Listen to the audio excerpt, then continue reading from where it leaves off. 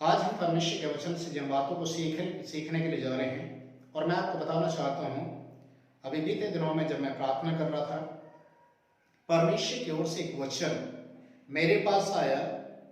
मत्ती रचित सुसमाचार 3 अध्याय उसके 10 पद में इस प्रकार से लिखा हुआ है, जो जो पेड़ अच्छा फल नहीं लाता वह काटा जाएगा, क्योंकि कुल्हाड़ा पेड़ की जड़ पर रखा हुआ है। अजीजों, जब ये वचन परमेश्वर की ओर से पवित्र आत्मा के जरिए ये वचन आया, और इस वचन के द्वारा जब मैंने अपने आप को परमेश्वर के सामने रखकर देखा, तो उस समय मैं खुद डर गया। क्योंकि आपने शायद देखा होगा, सुना होगा, अभी कोरोना वायरस के कारण से बहुत सारे विश्वासी लोग, बहुत सारे प्रभु के जन, पास्टर लोग, पास्टर का परिवार उजड़ते हुए जा रहा है। बड़े दुखदायी बात है जब हम सुनते हैं कि पास्टर का डेथ हो गया, पास्टर की पत्नी का डेथ हो गया, पास्टर के बच्चों का डेथ हो गया, चर्च के लोगों का डेथ हो गया। तो इस तरीके की महामारी, कोरोना जैसे महामारी के बीच में प्रभु के लोगों का मृत्यु होना एक बहुत बड़ा, एक दुखदाई बात है। और बहुत सारी बातों को लेकर हमारे सामने हमें अपने आप को सोचने और समझने के लिए, हमें अपनी तुलना करने के लिए, ऐसा हमें अपने आप को जांचना है। परमेश्वर के वचन में लिखा है, जो जो पेड़ अच्छा फल नहीं लाता वह काटा जाएगा, क्योंकि कुल्हाड़ा पेड़ की जड़ पर रखा हुआ है।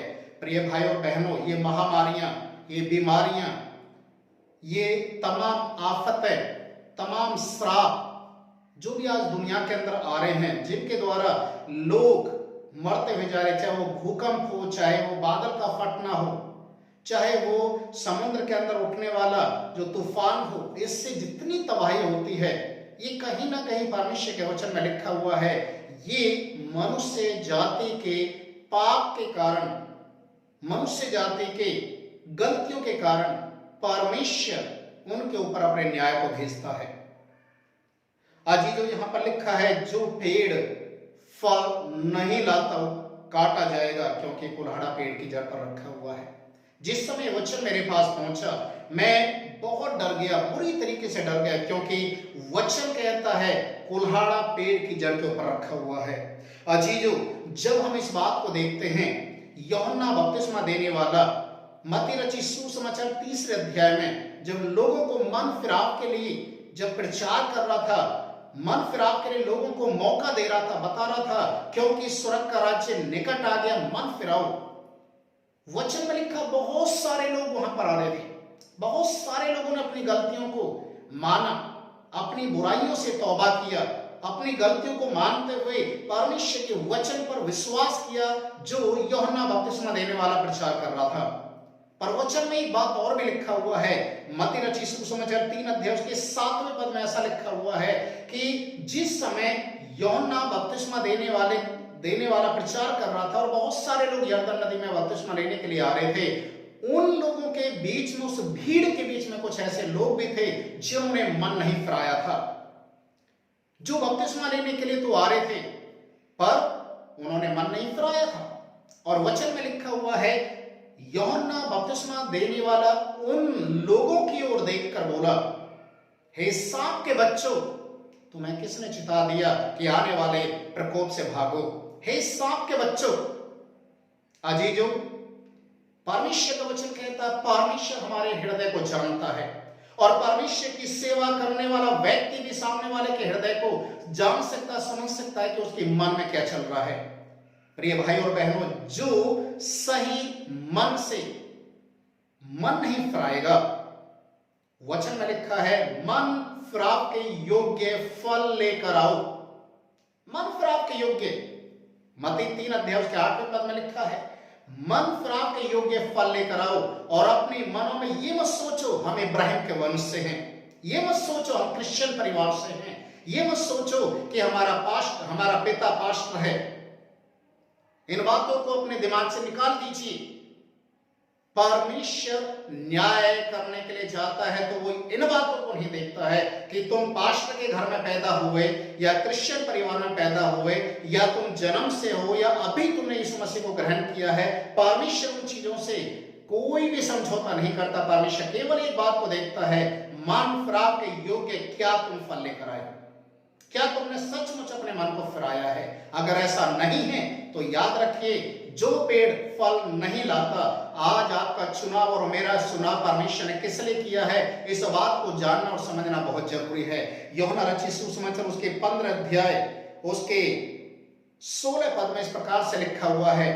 यूहन्ना रचित सुसमाचार 15 अध्याय उसके 16 पद में, क्या तुम नहीं जानते, क्या तुम नहीं जानते तुम यीशु मसीह के द्वारा चुने गए हो। तुम्हारा चुनाव प्रभु यीशु मसीह ने किया है। तुमने मुझे नहीं बल्कि मैंने तुम्हें चुना है। और उसके चुनने के पीछे एक ही कारण था कि तुम फल लेकर आओ और तुम्हारा फल तुम में बना रहे। अजीजों, इस बात को याद रखिए, जैसा परमेश्वर का वचन कहता है, जो पेड़ फल नहीं लाएगा उसे परमेश्वर काट देगा। और परमेश्वर ने आपका चुनाव इसलिए किया है ताकि आपका फल आपके अंदर बना रहे, क्योंकि आप प्रभु यीशु मसीह की ओर से चुने गए हैं। मत्ती रचित सुसमाचार 15 अध्याय उसके 13वें पद में इस प्रकार से लिखा हुआ है। मत्ती 15 उसके 13 पद में, हर पौधा जो मेरे स्वर्गीय पिता ने नहीं लगाया उखाड़ा अर्थात काटा जाएगा। जो पेड़, जो पौधा मेरे स्वर्गीय पिता ने नहीं लगाया है, परमेश्वर उसे उखाड़ देगा, काट देगा। अजीजों, आज आपको और मुझे परमेश्वर के सामने घुटने झुकाने की जरूरत है। आज आपको और मुझे परमेश्वर के सामने प्रायश्चित करने की जरूरत है, अपनी गलतियों को मानने की जरूरत है। यदि हमने जाने में अनजाने में कोई भी पाप किया है, उसके लिए तौबा करने की जरूरत है, क्योंकि हम नहीं जानते, हो सकता है कल शायद हमारा नंबर आ जाए इस दुनिया से जाने के लिए। हो सकता है परमेश्वर का कुल्हाड़ा हमारे ऊपर चल जाए। इसीलिए जरूरी है कि हम मन फिराएं और इस बात को ध्यान दें, इस बात के ऊपर मनन लगाएं, जो पेड़ मेरे स्वर्गीय पिता ने नहीं लगाया है, परमेश्वर उसे काट देगा। मत्ती रचित सुसमाचार उसके 7 अध्याय में, मत्ती उसकी 7 अध्याय 15 पद से जो आप पढ़ेंगे तो वहां पर पेड़ की पहचान उसके फलों से की गई है।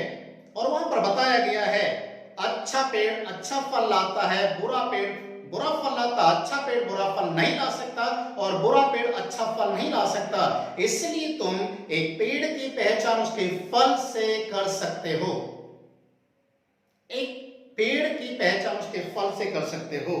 और मत्ती उसके 7 अध्याय के 19वें पद में लिखा है, जो जो पेड़ अच्छा फल नहीं लाता है वह काटा और आग में डाला जाता है।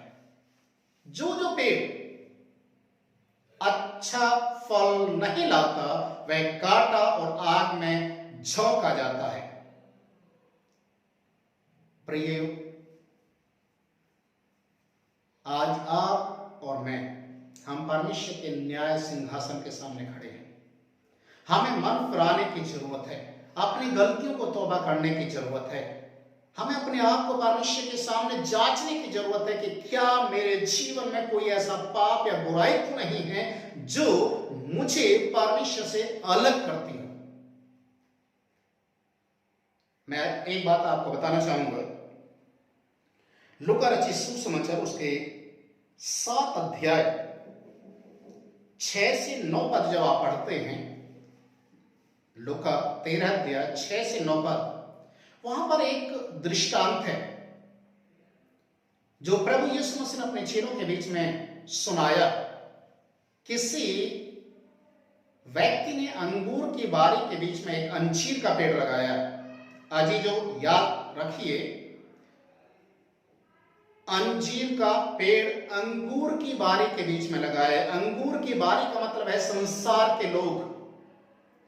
अंजीर का पेड़ का मतलब है विश्वासी लोग परमेश्वर ने संसार के बीच में अंजीर के पेड़ की तरह आप और मुझे लगाया है ताकि हम फल लेकर आए, और उसकी देखभाल करने के लिए जिस माली को ठहराया गया वो है पासवान, आप और मैं जो प्रभु की सेवा करते हैं। इस बगीचे का मालिक स्वयं परमेश्वर है, और वचन में लिखा है 3 वर्ष से मालिक इस अंजीर के पेड़ के अंदर फल ढूंढने के लिए आ रहा है, देखने के लिए आ रहा है कि इसमें फल लगा है या नहीं लगा है। अजीजों, वचन में लिखा 3 साल से ये मालिक लगातार आ रहा है। इस पेड़ की देखभाल करने वाले व्यक्ति को मालिक को सैलरी भी देता है, सब कुछ उसके लिए मुहैया कराता है, पर उसमें कोई फल नहीं देखता।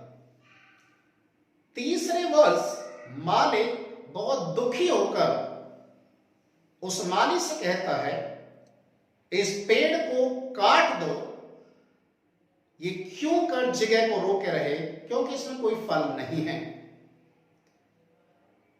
ये माली सेवक स्वामी के सामने हाथ जोड़कर घुटने केवल आकर बोलता है, हे स्वामी 1 वर्ष और इसे रहने दे, 1 वर्ष और इसे रहने दे, मैं इसमें खाद डालूंगा, पानी डालूंगा, मैं इसके अंदर हर तरीके से उपजाऊ बनाने के लिए जो भी कार्य करना मैं सब कुछ करूंगा, 1 वर्ष और मौका दे, आगे कोई फले तो ठीक है, नहीं फले तो इसे काट देना। अजीजो, आज प्रभु के दास, प्रभु के भक्त जन आज विश्वासी लोगों के लिए प्रार्थना कर रहे हैं, परमेश्वर के सामने उस न्याय से उनको बचाने के लिए आज उपवास के साथ घुटने टेक कर अपने घरों में भूखे प्यासे रहते हुए कलीसिया के लिए प्रार्थना करते हैं, विश्वासी लोगों के लिए प्रार्थना करते हैं। और कलीसिया के लोग इस बात को शायद नहीं जानते। आपके पास्टर की वैल्यू आपकी नजरों में क्या है, आपको समझने की जरूरत है। परमेश्वर के वचन में लिखा है ये माली प्रार्थना कर रहा है 1 वर्ष और रहने दे। हालेलुया। प्रभु का वचन कहता है फले तो ठीक, नहीं तो इसे काट देना। जब नए साल 2021 का शुरुआत था, उस समय परमेश्वर से जब हमने प्रार्थना किया तो परमेश्वर ने उस समय एक वचन हमें दिया नए साल 2021 के लिए। यूहन्ना रचित सुसमाचार 15 अध्याय उसके 2 और 6 पद, यहां पर इस प्रकार से लिखा हुआ है, जो डाली मुझ में फलती है, जो डाली मुझ में फलती है, परमेश्वर उसे काटता और छाटता है ताकि और आगे को फले। ध्यान देना इस बात को। परमेश्वर का वचन यूहन्ना 15 अध्याय उसके 2 पद में इस प्रकार से लिखता है, जो डाली मुझ में फलती है, फल लेकर आती है, मेरा पिता उसे काटता और छाटता ताकि वो और आगे को फले, और जो मुझ में नहीं फलती उसे वो बिल्कुल अलग कर देता है। उसके 6 पद में लिखा हुआ है, परमेश्वर का वचन इस प्रकार से कहता है,